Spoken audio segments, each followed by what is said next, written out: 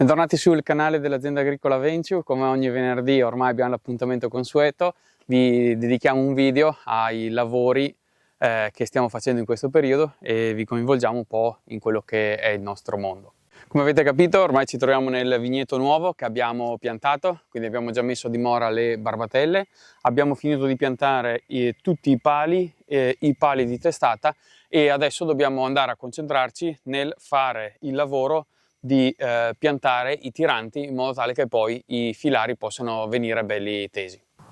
È molto importante che i tiranti siano in fila perfetta con i filari in modo tale che tutte le operazioni meccaniche possano essere svolte senza poi andare a creare danni alla struttura del filare stesso.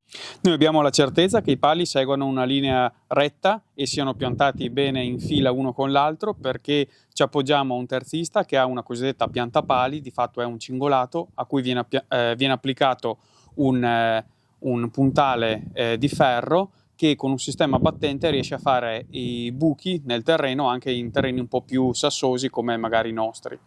Questo sistema è collegato a un GPS che rivela all'operatore appunto il punto preciso dove eseguire il foro, e in questo modo tutti i pali poi hanno una squadra perfetta e una direzionalità univoca. Una volta fatto il foro, uno di noi passa e infila i pali precedentemente stesi all'interno appunto di questo foro e va a controllare che sia all'altezza e quindi poi alla profondità corretta, in modo tale che poi più o meno tutti i pali siano alti allo stesso modo. Ecco, per fare questo lavoro prima dobbiamo creare un buco profondo, circolare, profondo anche 1 metro più o meno, e dentro il quale poi andremo a piantare una zavorra a cui viene collegato poi un'ancora, in modo tale che poi il tirante possa essere legato a una corda, un cordino d'acciaio che vada ad attaccarsi al palo di testata. In questo modo viene poi ancorato appunto al terreno. Diciamo che i nostri tiranti sono fatti in questo modo, hanno 3 componenti. Abbiamo una zavorra, una piastra diciamo di cemento, che è quella che poi andrà a zavorrare il tutto.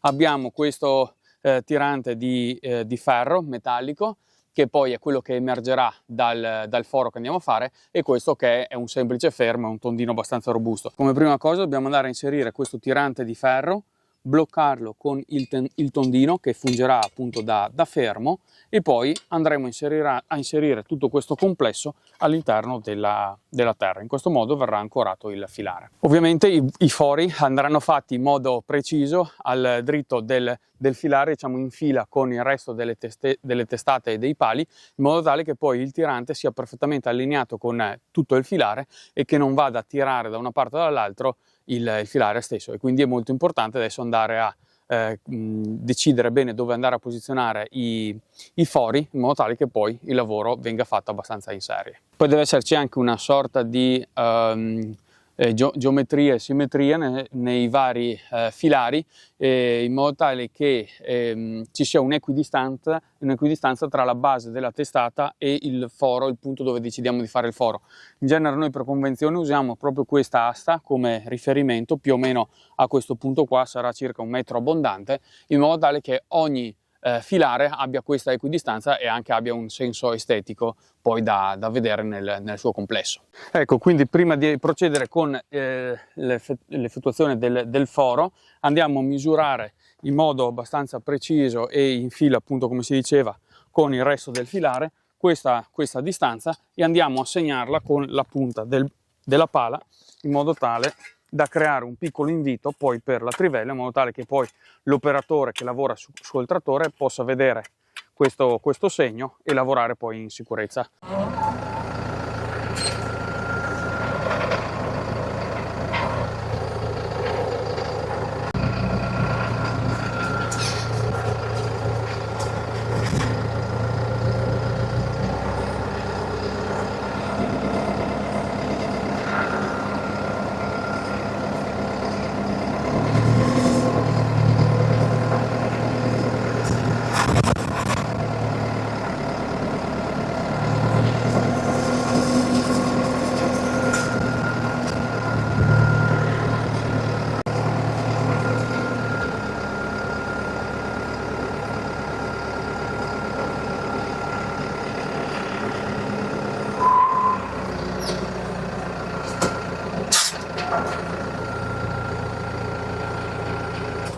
Ecco, una volta fatto il buco andiamo a controllare magari di appiattire la base e se c'è bisogno di tirar su un po' di terra, in questo caso è abbastanza fondo, e adesso andiamo a provare a mettere giù il tirante e vediamo un attimo che risultato abbiamo ottenuto.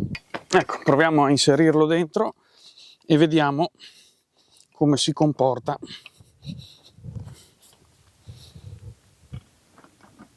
Allora, fondo e fondo. Diciamo che avanza una spanna più o meno e quindi siamo messi bene. Ecco, adesso abbiamo fatto il primo foro, abbiamo messo dentro il primo tirante, adesso proseguiamo col secondo e vediamo di andare avanti poi con il resto del vigneto.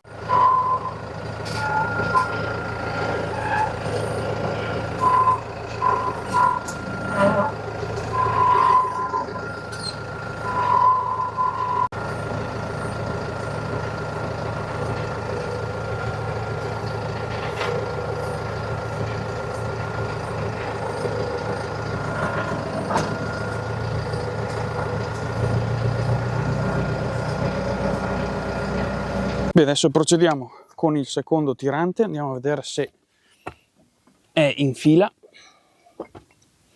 Come profondità ci siamo, è anche in fila, per cui possiamo poi ricoprirlo.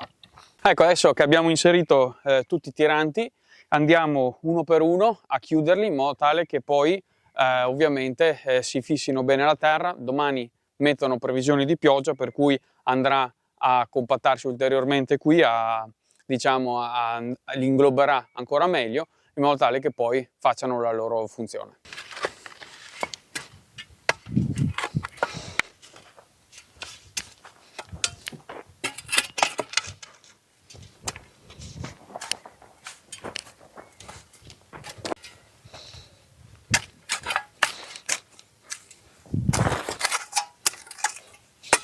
Ecco, adesso controlliamo di averlo ancora in asse con il filare, eventualmente come in questo caso lo spostiamo leggermente perché quando è caduta la terra magari si è spostato. Adesso perfettamente in asse, andiamo a premere un po' la terra attorno e poi completiamo l'interramento.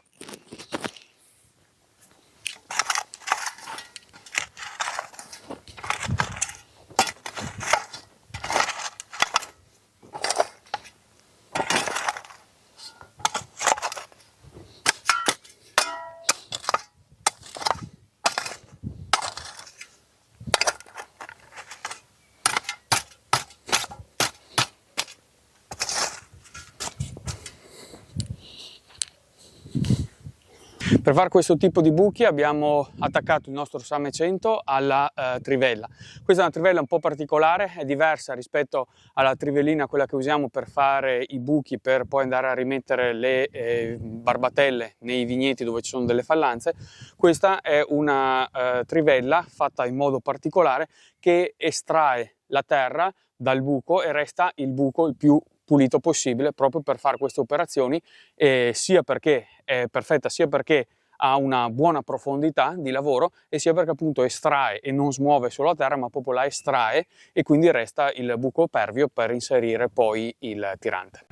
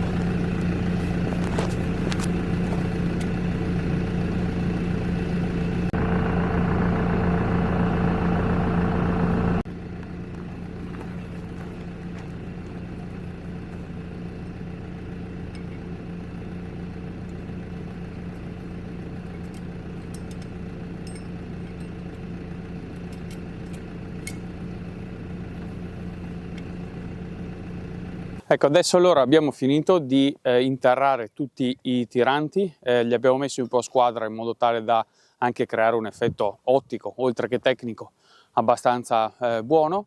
E adesso l'ultimo lavoro che ci manca da fare per questa sera è quello di andare a legare con la cordina d'acciaio il tirante, l'occhiello del tirante, al palo di testata.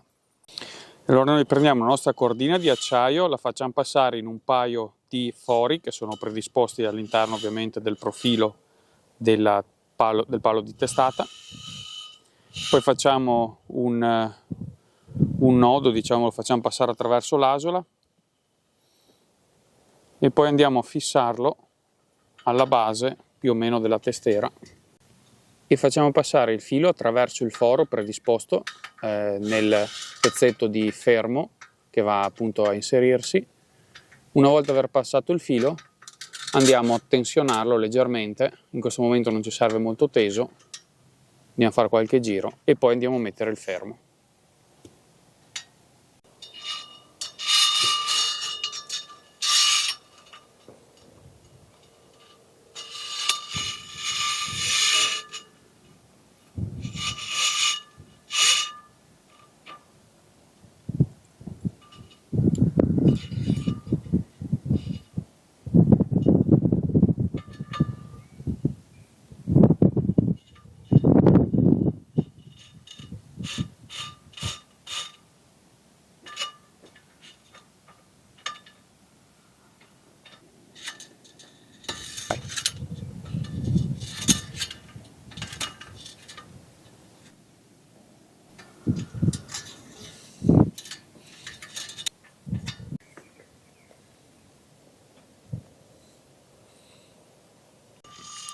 In questo momento non dobbiamo andare a tensionare troppo il filo della corda d'acciaio perché non abbiamo grossi interessi, l'importante è puntarla in modo tale che sia leggermente tesa, poi quando andremo a stendere i fili all'interno del filare possiamo andare a regolare sia la tensione del filo di acciaio, della cordina d'acciaio che stiamo sistemando adesso, che dei fili di ferro, quindi potremo andare a regolare con due opzioni. Ecco, allora siamo arrivati anche alla fine di questo video.